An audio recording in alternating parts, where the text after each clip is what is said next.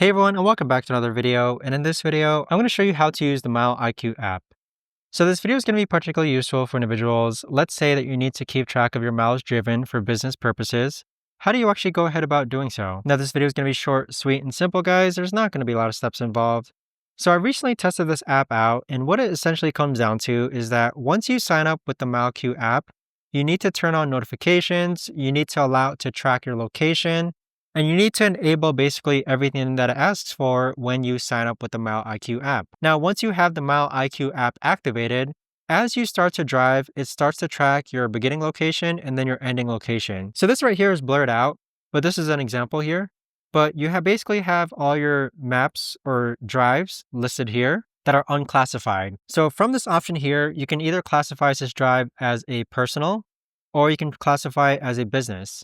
So in order to do so, all you got to do is simply swipe left for personal or swipe left for business. So here you can see that's going to become a personal. If you swipe right, it's going to become a business drive. So we've added it as a business drive, so we have no more unclassified drives. So on the bottom hand side, again, you just see some more blurred out information. Next, click on all drives.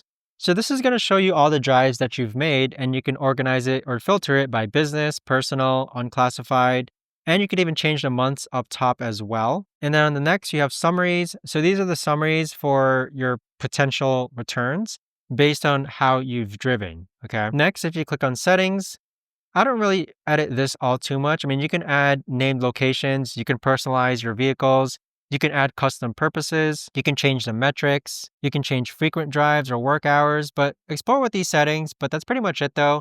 Now, keep in mind though that the MileIQ app is going to be paid and you only get like 40 free drives. But that right there, guys, is the best and easiest way that I know of to actually go ahead and use the MileIQ app. If you guys know of a better or easier way to actually do this, let me know in the comments down below. I would love to know. Thanks so much for watching, everyone, and I'll see you guys all in the next video.